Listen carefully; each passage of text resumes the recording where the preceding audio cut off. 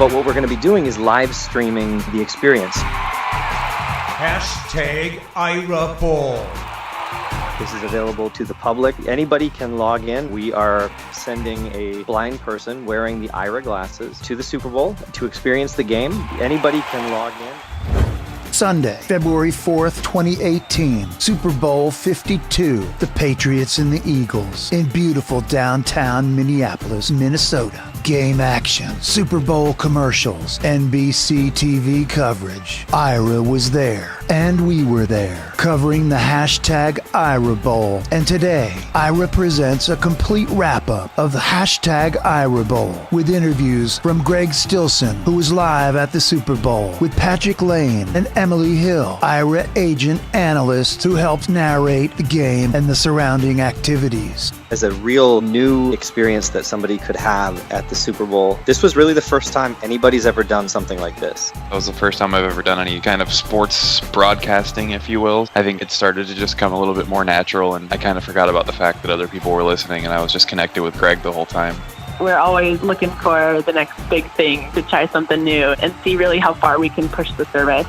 The other side of it was really to try to bring non-Aira explorers, people who didn't know Aira, who didn't understand exactly what the service was, just give them a glimpse into what it sounds like to get that level of description. Now that the Super Bowl went off so well and there was such good reception towards it and towards kind of the entire idea of it, that we'll definitely be looking at doing other things that are similar in the future.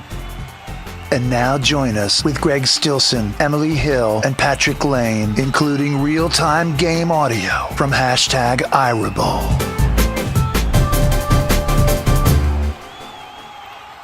Welcome to Blind Abilities. I'm Jeff Thompson. And I'm Pete Lane. With us again this morning, Greg Stilson. Greg is the director of Aira Product Management. Good morning, Greg. Good to talk to you again. Hey, good morning, guys. Thanks for having me back on. Good morning, Greg. So, Greg, we talked to you last week prior to the Hashtag Aira Bowl Super Bowl event, and by all accounts, it was a hugely successful experience. Talk a little bit about it. Yeah, so it was definitely an experience for me. I have to say this one goes down on my bucket list personally, but as a real new experience that somebody could have at the Super Bowl, this was really the first time anybody's ever done something like this. Outside of a few hiccups that we had from an audio perspective, I would say that we came away with, number one, learning a ton, and number two, pretty happy with the way that things went. The response on social media was really exceptional. There was a lot of really positive feedback. My friends who joke with me that I'm, tweeting about Aira and stuff on my Twitter, they were saying, man, that's like the most activity your Twitter feeds ever had, ever. It was very positive on social media. And from all the messages that I've seen from people and everything that I've read, there was a lot of value added to it. And that was really our goal, was to provide an experience that no one had really, in the blind and visually impaired community, had ever had with a sporting event with that level of detail. And I said to my wife afterwards, I said, if we just brought a few more people closer to football because they heard it in a different way, then I think we did what we were looking for. And then the other side of it was really to try to bring non-Aira explorers, people who didn't know Aira, or people, friends and family of Aira explorers who didn't understand exactly what the service was. Just give them a glimpse into what it sounds like to get that level of description from our trained agents, and to hear just how exceptional our agents were and are in those experiences. And I heard from a few people that said that they had the Aira Experience webcast going alongside either the TV broadcast or just letting friends and family at a Super Bowl party listen to that experience, and heard a lot of good positive feedback as well from that. As I said, we did learn a lot. We learned that you can't simulate a stadium full of 70,000 screaming fans and the sheer volume from the music and the speakers and things like that. So we did do a number of tests ahead of time. We probably did 3 straight days of tests ahead of time of how we were going to do it. And there's just certain things you can't test for. Early on, we tested the webinar podcast, the phone number and things like that. The webinar broadcast and the phone number were always good. It was the Facebook and YouTube channels that tended to degrade the audio as time progressed. So we learned what to do next time to make that not happen. And actually, we heard a lot of really positive experience from just the call-in experience that people had, that was so easy to do. So looking forward, there's some things that we can do differently. But I think all in all, as you said, it was a pretty successful event for us. Yeah, I thought it was awesome. I tuned in right away to the Facebook Live, and I was listening there, and some people were making comments, and I went over and called in and punched in the number, and I delayed my TV by about 9 seconds, and I forgot that I was listening to Aira and the game, simultaneously. It was just perfect. You guys did a great job. Yeah, and that's always the tricky part. From what I read, TV broadcasts on live sporting events is already 10 seconds delayed from real time. And they do that for a number of reasons. So in the entire event that we were broadcasting or live streaming, I was always 10 seconds ahead of what you guys were seeing. So there was a lot of me pausing or muting my audio so that, there wasn't a whole lot of spoiler alerts. So you didn't hear the crowd going crazy when Tom Brady got strip sacked at the end. Brady in shotgun again, man in motion from left to right, running back lined up in the backfield next to Brady. He drops back about 3 or 4 yards. Oh, and that is a turnover. That's a turnover. They took the ball out of Tom Brady's hand as he was getting sacked.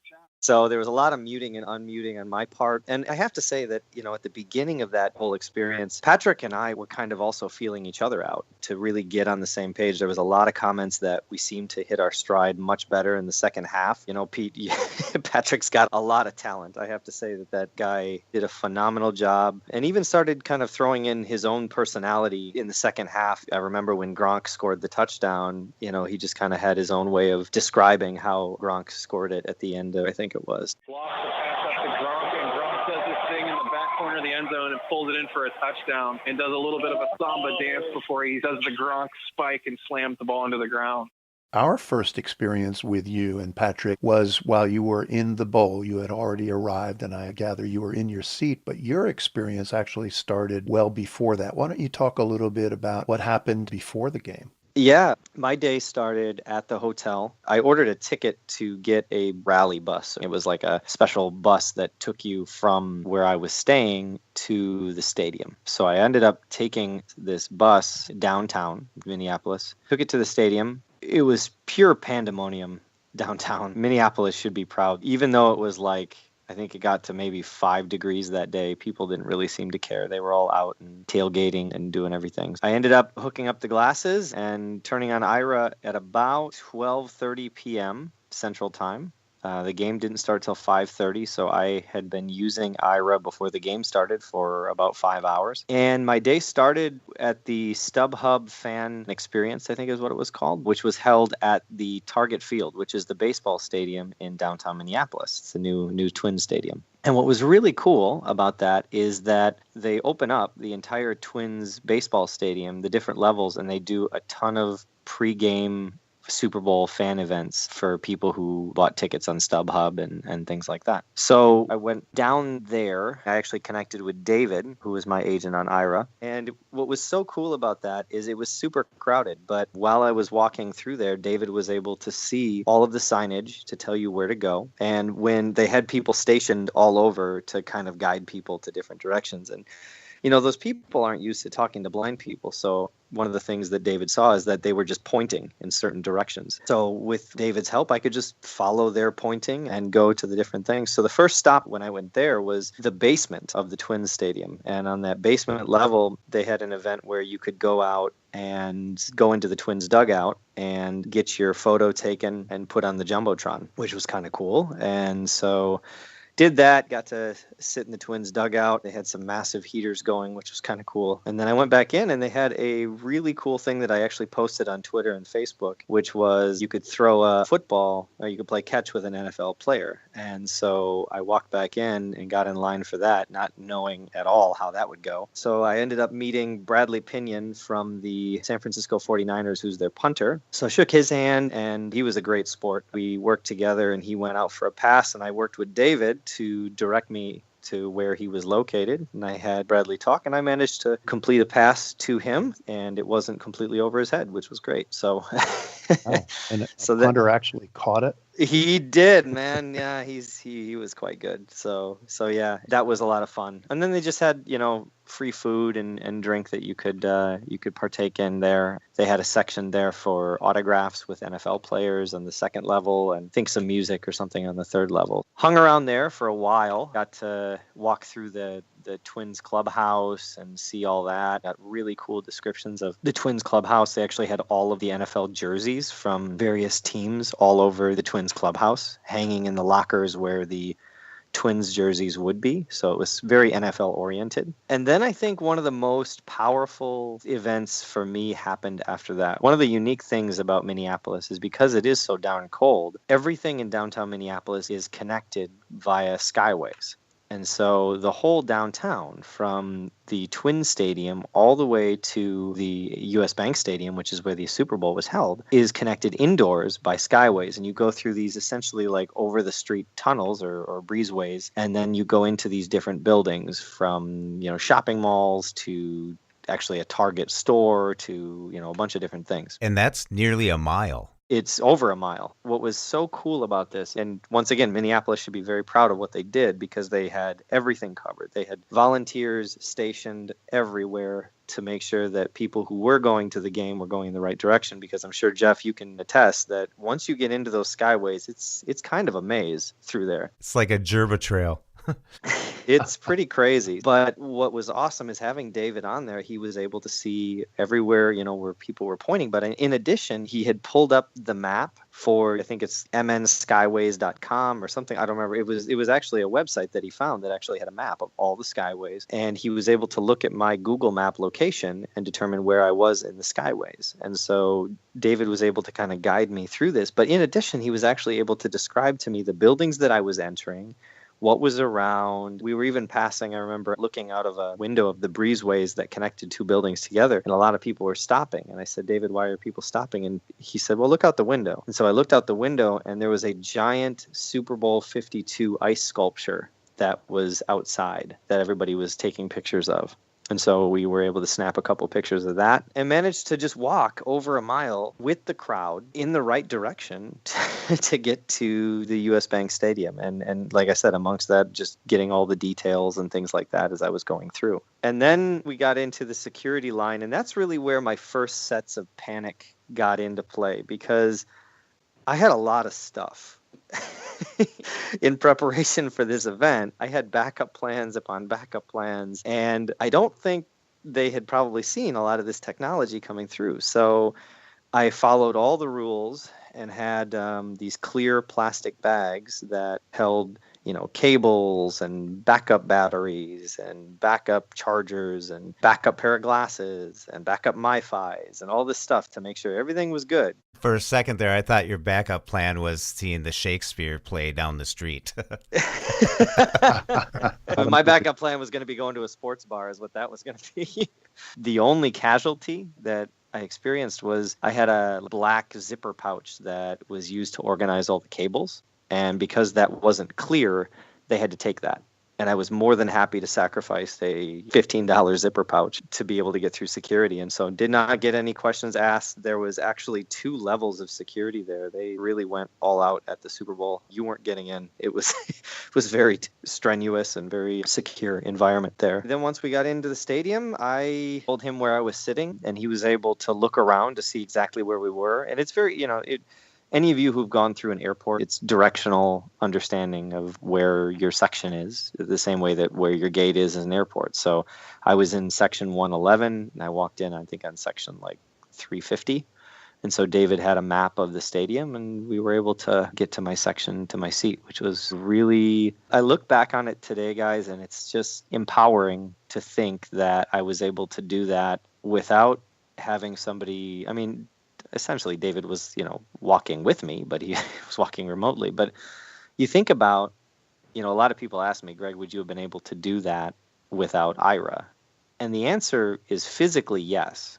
But would I have been even close to as confident about it? I don't think so. And number 2, there would have had to been so much preparation ahead of time to ensure that I knew that I was going to be knowing where I was going in the various locations, whether it be the Twin Stadium or whether it be the Skyways or whether it be the US Bank Stadium. So I think, a lot of blind people ask, would I be able to do this without Aira? Well, if you have good blindness skills and travel skills and things like that, yes, you probably could do it. However, number one, would it be nearly as enjoyable, which this whole experience was incredible and enjoyable to me. And number two, would you have been totally stressed out about certain things? And to me, that's really where I saw such a value with this is number one, I'm getting the added visual description and understanding of where I am and what's going on in the game and the stadium.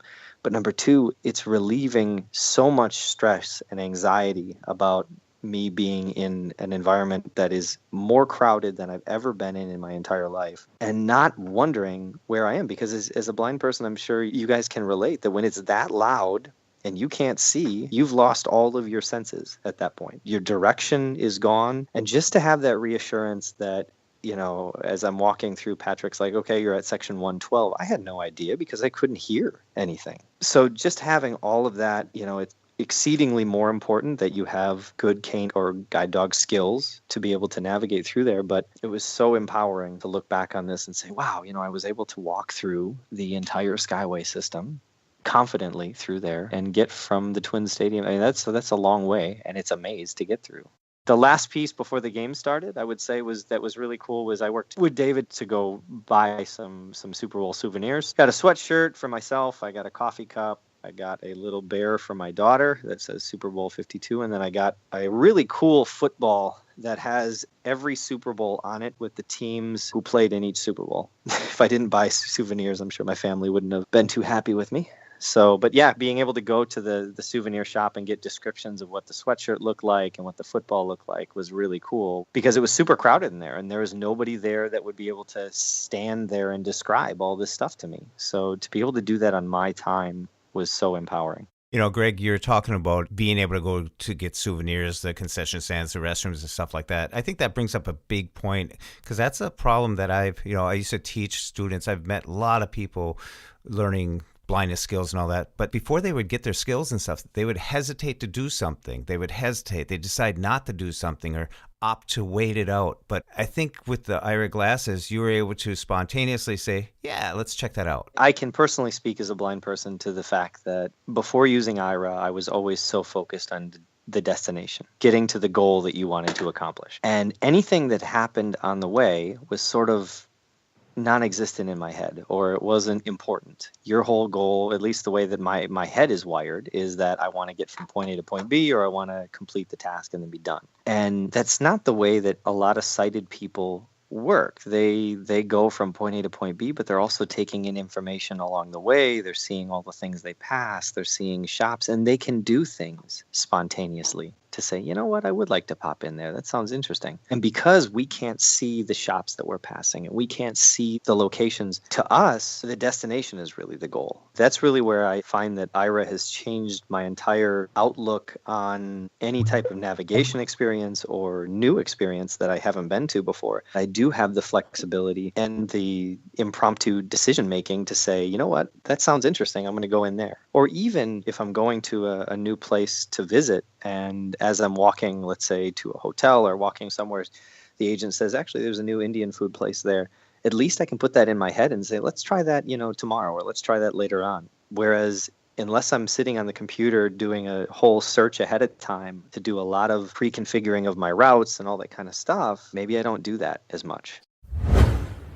All of the fans in front of you are raising their phones up into the air and they're filming. Everybody's on their feet. I can see the glowing from lots of different screens everywhere. Everything is set up on the left end zone from your view right now. It looks like they're still awaiting the entrance onto the field, and it looks like they're all actually standing quite still. And as soon as the team starts to come out, I'll be able to tell, because I'm sure everybody's going to jump up and down and throw their hands up in the air. And since Aira has the ability to get information from so many different places, even beyond what you're seeing through your glasses, I'm also able to look up all different information on the internet as well. And since there is a live feed of this football game, I'm also able to watch it on TV. So currently showing on the broadcast that Patriots are making their way through the tunnel. And as they're walking out, they're putting the image in a small box on the top right screen, and they're actually introducing the starting lineup. So, Greg, we're in the stadium. We're now in our seats. Number one, you've already been on your glass for 5 hours. I believe you started at 12:30, and it's 5:30 game time. How did you last so long? Talk a little bit about your equipment. I learned from a very wise man who went to the Cowboys Stadium that it would be difficult to hear. So I did have a pair of noise-canceling headphones that I was using at the beginning of the game. However, I was getting constant, text messages and things from our work chat that there was a lot of feedback at the beginning of the game. And we decided to stop using those headsets early on just because the microphone in those headsets were off of one of the ears. And I think it was picking up a lot of the ambient noise aside from my voice. So I actually switched just to the wired Apple headphones. And the reason I did that is because I could pretty much literally put that microphone on my mouth. We were getting feedback that the sound quality was much, much better. I had the iPhone cranked up all the way and it worked out well enough. As for the batteries and everything else, I did bring a Mophie, it had 4 charges in the battery backup, but I can't speak to a whole lot more of what I'm about to tell you, but what we were using this platform for was a live real-world extreme test for some new glasses that we are working on. I can't say a lot more to that outside of the fact that I think it's been semi-known that we are working on our own glasses at Aira. And 2 of the things that we wanted real-life extreme, and when I say extreme, I used Aira for 10.5 hours straight on Sunday, Super Bowl Sunday. So when I say extreme, that's about as extreme as it comes. 2 of the things we wanted to get confirmation of were battery autonomy and cellular stability. And those are 2 big things that I know that our explorers today would love to see improved. And as a company who's 100% focused on customer experience, that's really our goal with any new potential hardware that we're working on, is to make sure that we take the feedback that we get from our customers and turn those bits of feedback into a reality. So I am very happy to say that I used my glasses for 7.5 hours straight, and I could have used them for even longer, but I got paranoid because they're a test case, so I wasn't sure how accurate the battery gauge was, so charged them up at halftime. But we were very, very happy with the autonomy that I saw. And I'm not talking about 7.5 hours on a day, I'm talking about 7.5 hours of continuous streaming. And that's pretty exceptional. And then the other side, the part that we were so happy about, was that I had application crashes because it's a new set of glasses, and that cut the video.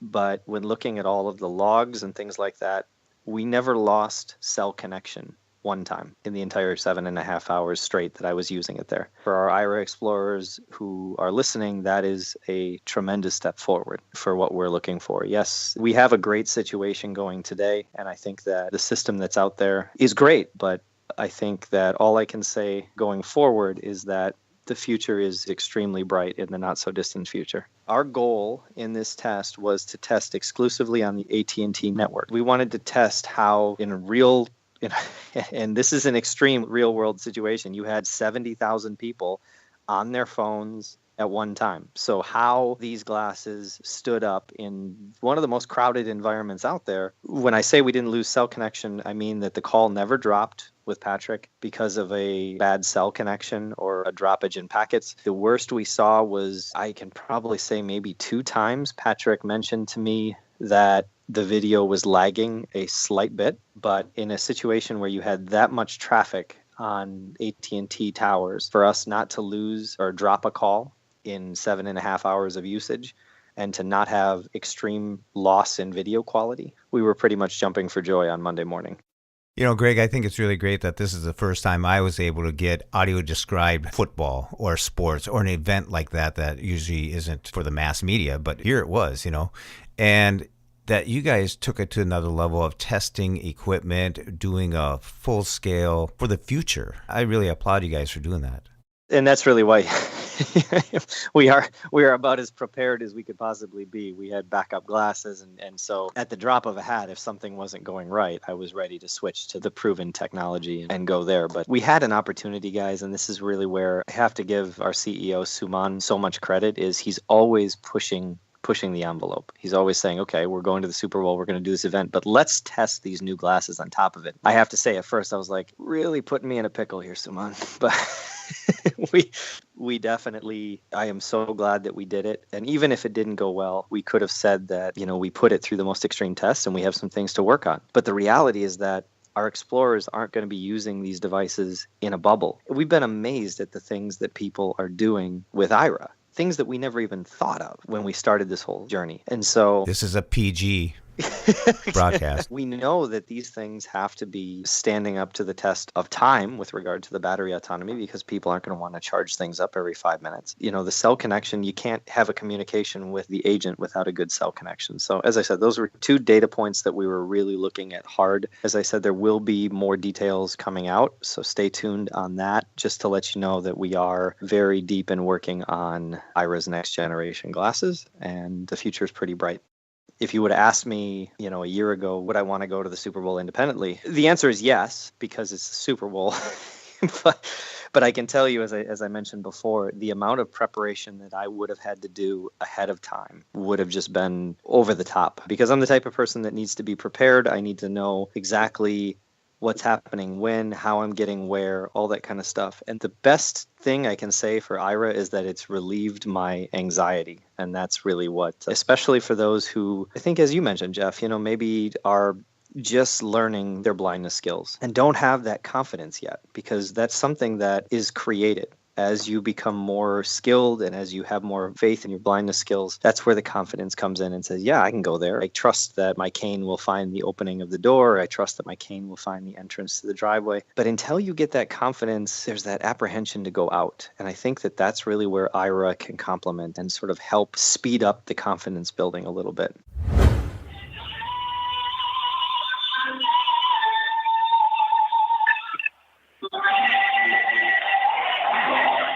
Okay, the crowd is going crazy. They're all waving their hands and waving towels and everything in the air. You see the players all jumping around and cheering now that the anthem is done. And extending on your sideline of the field, probably about 20 to 30 yards long, there was a large American flag that was being draped and held up in the air by tons of people surrounding it. They all just came together and quickly folded up the flag, so now it's just a long strip of flag, and they're exiting the field, making sure not to let it touch the ground. Again, we're moving chronologically. You're sitting in the stands. You're connected to Patrick, the Aira agent analyst. Let's talk a little bit about the game action. For starters, I'm curious, what was your favorite part of the game time experience? Everybody was on edge. I think I even commented in the webcast that we saw our first fight between an Eagles and Patriots fan. In the fourth quarter, the atmosphere was electric. There was so much tension because it was such a close game. And Tom Brady has brought his team back so many times. Can't leave Brady too much time. No, they're showing Gronk looking a little worried on the side of the field, but I don't think the Patriots offense worried that much. And I even said to the guy sitting next to me, I said to him, he's going to do it again. He's going to break these guys' hearts after the Eagles took the lead. When Tom Brady got strip sack and fumbled the ball, that place, I don't think I've been in a more crazy, loud, excited environment live like that. You would have thought the Eagles had just won the Super Bowl. And what was so funny is that they actually gave Tom Brady the ball with almost a minute left, and he needed a touchdown and a 2-point conversion. It by no means was over. There's the kickoff. Now Tom Brady's going to have almost the entire length of the field to cover in 58 seconds. That was my favorite part of the game, is just being a part of that just extreme situation at the end. The Eagles, the underdogs, picked down Brady and the favorite Patriots. Coach got the Gatorade dumped on his head. It's showing Gronk walking across the field.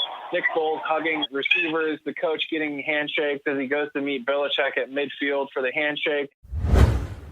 Am I looking directly at them, Patrick, or they're directly in front of me now, right? They're directly in front of you, maybe just a little bit to your left since they're down to the 12, and you're almost lined up with exactly the 20, maybe just inside the 20. Something that I really related to when you were near the 20-yard line, okay, and you said, but where are they? He could guide you, so you were like, you're squared off. You know what I mean? That feels good. I can see that one of the biggest frustrations and the most embarrassing thing, and this is my own personal thing, is when everybody in the crowd is looking one direction and I'm looking the other because I don't know where everybody else is looking. It's so annoying to me if I'm not with somebody that I feel comfortable with or that doesn't feel comfortable correcting me, because I'm always the type of person that if I'm looking in the wrong direction, or if I've got something on my shirt, or if I've got whatever, just tell me, But not everybody feels that comfortable, and not everybody feels like they can say something. So to be able to be with an agent who's not only describing the game, but describing the stadium, and then is something as personal as describing that I'm looking in the wrong direction. You know what? That's part of the whole social experience as well, is to be looking right alongside everybody else. You mentioned that Patrick got into a rhythm, both of you did, in your communication. I forget when it was during the game, but there was an instant replay, an official review. I think it was a touchdown, and the pass was caught in the back corner of the end zone. And you told him, now, Patrick, you can state your position. We don't have to remain completely objective. And Patrick says, I would say that's going to be called back because he clearly stepped out of bounds. The officials called the play confirmed as called. And I have heard so much furor, sports talk radio, and social media, that was a poor call. It looked like Clement. Yeah, that was Clement. Number 30. Looks like the left foot might have been out of bounds. Let's see if they reverse it. They're showing that he might not have had control when his first foot came down. So he's on his left foot when he catches the ball. The right foot comes down with control. The left foot is half out of bounds. So it's actually under official review right now. Let me jump in here, because even though we're not doing a official play-by-play, you don't have to be unbiased here. Do you think he was in or was he out? If you were going to make the call, what would you say it was? I don't think it was a touchdown. It looked like he didn't have solid possession of the ball with his first step. By the time he had possession, his second step was out of bounds. So I would not be surprised if they overturned this one and called it a incomplete pass or out of bounds. I don't know if you can hear the sounds right now, but there's a lot of Patriots fans going crazy. Are they showing the replays up on the board? It did just flash over to the replay that it's showing now and showing that it's under review. Now they're showing it from all different angles. They're showing roll through, and as he makes the catch, it's showing it rewinding, and they're showing the couple of steps. Did he have possession on that first step or not? That is the question. It's our first Patrick video replay. Oh, my gosh. Oh, there's some happy Eagles fans here. Oh, yep. Ruling on the field stands. That is a touchdown. Yeah, now they're showing the replay. The ball is hanging out of his left forearm, but it looked like he did kind of grab onto just like a tip of the ball, and he did have possession. He bounced on the ground as he landed and still held on to it. So I guess there was not enough evidence to overturn it. Yeah, Patrick and I kind of got in at least people told me this. We sort of got in a color commentator thing with some added me asking for descriptions and things in the middle. But there was a lot of things where, I felt like there's some feedback that I can give from the stadium that kind of could complement Patrick's description for the people who were listening in. Because, at the beginning, we started out just trying to put on a live demonstration of Aira. But as time progressed, we kind of realized that this is also people wanting to get entertainment from the game. And we're in a unique situation where we had somebody actually at the game. And so adding some of that to the live stream was, at least from what I read on Twitter and Facebook, was really well received. But it also allowed Patrick to really kind of start elaborating a little bit more on the football side of things. There was a lot of stuff that he would get into from the stats perspective. And that was one of the coolest things. Patrick had the TV broadcast and he had the live feed from my glasses. And just to get all the stats things, Foles completion percentage. Now it's showing Nick Foles coming out onto the field. His completion percentage, 78%, 598 yards, 3 touchdowns, no interceptions, and a passer rating of 122.1. That's not the type of stuff you see or you get when you're actually at a live game. The video feed was fantastic. I got so much information from that, and all the information that I had that the stadium itself is nice enough to put online. I really do think that he got the same kind of experience that the majority of our explorers get whenever they are out doing something on their own. What I'm going to do is head over to get something to drink, and I wonder if you can hand with that. Of course. So currently you have privacy mode enabled, so I don't actually have your video right now. Totally wants to bump that. Hold on a second. All right, there you go. I do have your video feed now. I can see as you turn to your left, there's about 4 or 5 empty seats. You're going to continue forward. You're just passing a big telescopic lens on your left, and you're going to make a left turn just here. You're just at the 90-degree turn right at the glass wall. Okay, and now you're walking back towards the concourse. So did you want to hit the restroom or did you want to hit the concession? No, let's do the concession stand. Let's do that first. Okay, so you're actually almost perfectly in line with the concession stand. If you take about 3 steps directly in front of you, you'll actually be at the back of the line for the concession stand. So if you just take a few steps forward, and then if you slightly turn to your left, okay, so you're actually directly behind the gentleman that's in the very back of the line. It looks like there's about 4 people. Patrick, do you see any menus or anything like that? I'm not seeing the menu through the video feed, but I actually have the menu right here on my computer. They don't have the prices listed, so I'll be able to tell you that as you get a little closer. But actually, the lines move forward. So if you take 2 big steps directly forward, you'll be lined up again at the very back of the line. Okay, great. So this is the Red Zone Grill. I guess they call it the Red Zone Grill because you're inside the 20-yard line on the Eagle side. They have hot dogs, brats, burgers, chicken tenders, French fries, candy, and peanuts. For beverages, what do they have? Can I do a brat? A brat, please? Okay, I'll do that. That's fine. Yep. Do you want it with fries or not? Yes, please. Okay, so for soda, it looks like they do have I was about to say they have Pepsi products here. No, that's what I got. I got a Pepsi. I'm good. That's I got you. And there's also a small basket of candy at the table directly in front of you. So if you wanted to get a couple extra snacks, they have M&M's, Skittles, Snickers. Looks like there might be a bag of peanuts in there as well. The woman has stepped away to go get the drink and the hot dog. So she's moved over to the left as she gets that stuff. Okay. I do see her over there currently pouring the drink. All along the back wall, it looks like they have coffee dispensers. Okay, so she's taking the card and she's inserting the chip right now on her computer. Yeah, sure. That's good. Okay, so she's pulled the card and put the receipt and handed it to you. Now she's sliding the hot dog and fries, which are all on one tray, and she's actually handing it to you. So she's extended it out directly in front of you. The hot dog and fries will be on your left side. Thank you so much. Right. You have a great one. Thank you. So as you move backwards, there's trash cans on your right. You have wide open walkway directly in front of you. There's a gentleman just on your right side. And if you turn to your right here, there's a table along your right side, and it has ketchup, mustard, relish, onions, if you wanted to stop and get any of that for your hot dog. I am actually good, so I'm going to head straight this way. Actually, if you turn to your left, you have to go around a small handrail. So if you walk forward for just a few more steps, you're actually going to circle around a handrail. It's just on your right side. There's a person directly in front of you talking on the phone. And if you make a right turn here and then a left turn, you're going to squeeze. There's a gentleman with a camera, and there's a glass wall on your left side. You're going to squeeze between. And then you're going to make a right turn. You're just now walking in front of the entire row of seats.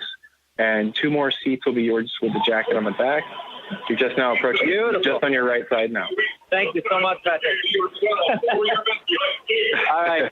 I will put myself on mute, man. I'll let you get back to the game. Thanks again. I think he got a sense of independence from it. I think he was able to relax a little bit while traveling to different locations throughout the stadium, knowing that I did have an eye on the video feed and his exact location right in front of me. So I really do think it was a lot easier than it could be without Aira. So again, Aira really did shine in the moment and did provide this sense of independence for him. And he was able to enjoy every last little bit of the game because of it.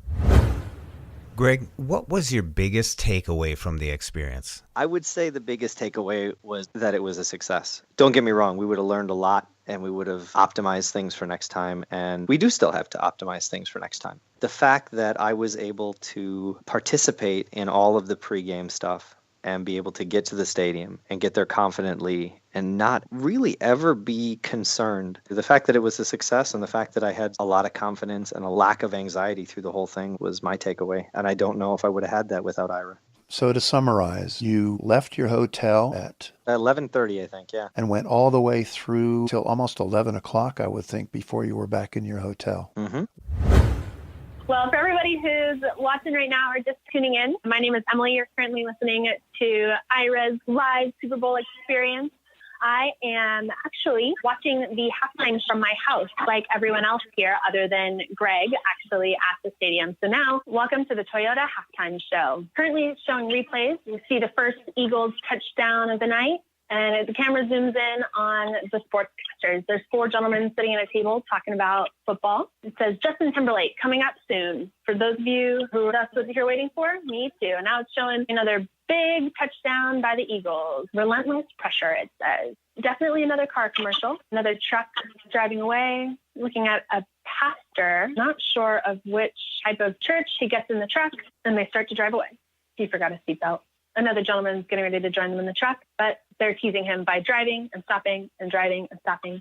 Now all 3 gentlemen are in the car driving down the road in their new truck. They pull up to a restaurant, pick up a monk, and speed off down the road, showing solidarity that football brings all different types of people. The gentlemen join a couple of nuns sitting up in the stands, and they're watching football.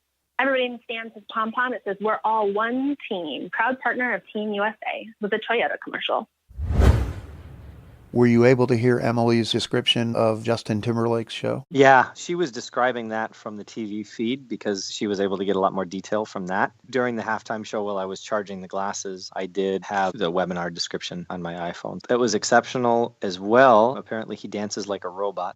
All right, here we go. We're going in towards the middle of the stadium right now. Everything is dark. Big Jumbotron. Justin Timberlake is standing in the middle. He's wearing a fringed jacket facing his back towards the crowd, face towards the Jumbotron. The National Football League welcomes you to the Pepsi Super Bowl 52 halftime show.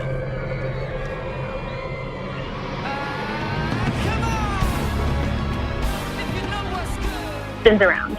Lasers flashing all over. Everything is blue, blue, blue. We're seeing a couple different girls from behind. Looks like they're all in the crowd, and everybody has a cell phone. Looks like they're all videoing instead of actually watching the show. Justin Timberlake is dancing around, up on his toes, back down, spins in a circle. Lasers still flashing all around, and the Jumbotron behind him is flashing different colors, mostly blue, a little bit of red and green.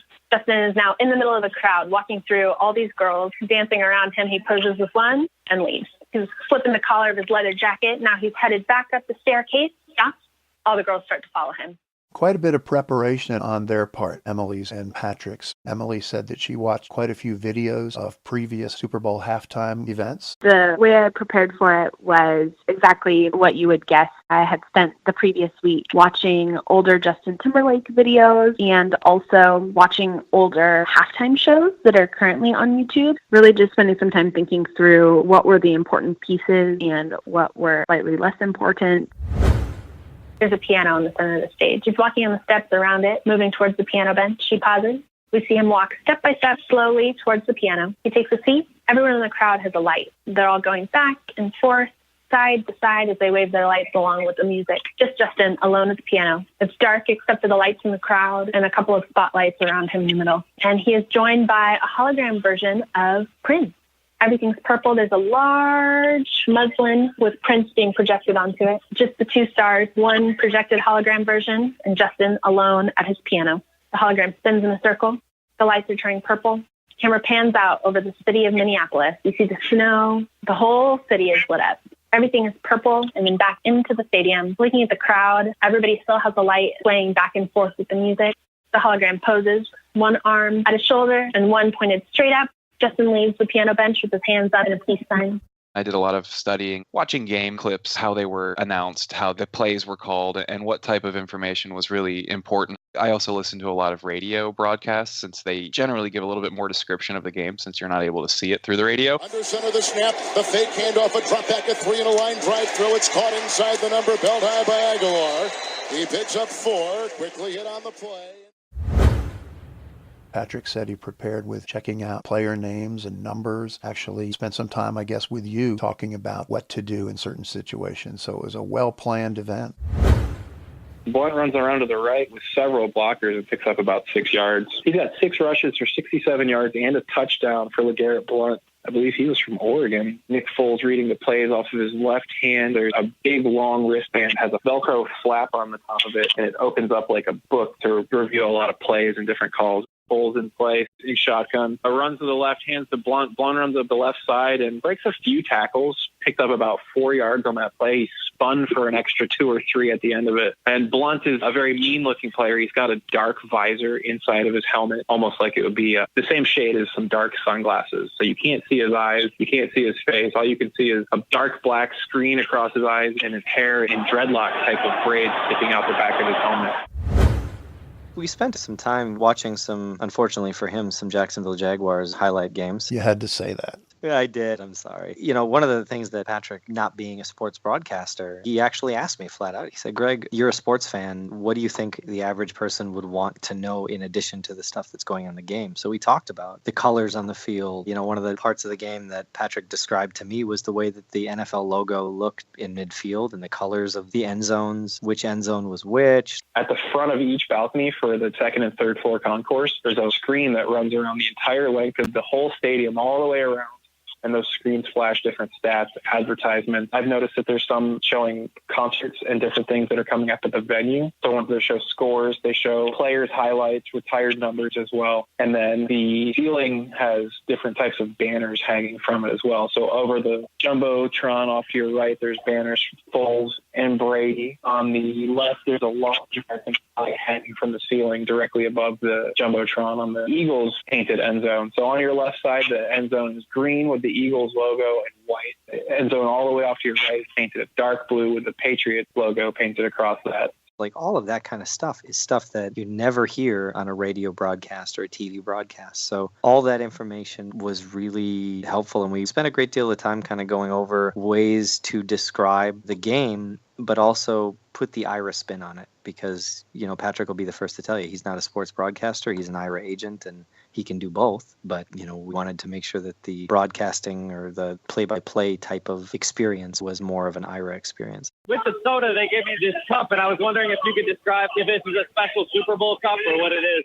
It is, actually. So it seems like the theme with the Super Bowl colors this year are very purple, green, and blue, almost like you'd see on like neon club lights. So the cup is a purple and blue color. On the side, going vertical from top to bottom, is a blue thick strip about 2 inches wide. It's Super Bowl. On the side you're showing now, it has the Roman numerals in white, and it's got a football down at the bottom. Now, if you continue to spin the cup around, I'll describe a little more. It shows the Super Bowl Roman numerals, and one of the ones is actually the Super Bowl trophy. It's showing a scene, almost like a nature scene, and it looks like the northern lights that are in the background. So lots of purple and glowing blue. Down at the bottom of the cup is like a nighttime type of wood scene. It looks like it's a night sky that's got a lot of purple and blue in it. And that side is the one that says Super Bowl from top to bottom. That side, it says 020418. Bottom, it's got a football with the Super Bowl logo on it. Are they going here? They're going to go, I think. I think they are going to go for it. They definitely need to. Can't give the ball back to the Patriots yet, not after what they did on that last possession. Showing the defensive coordinator for the Patriots calling a play. They're all rushing in. They got 2 seconds on the play clock. One just gets the snap off in shotgun. Foles being rushed out of the pocket. He actually completed that for a first down. That was a first down to Ertz.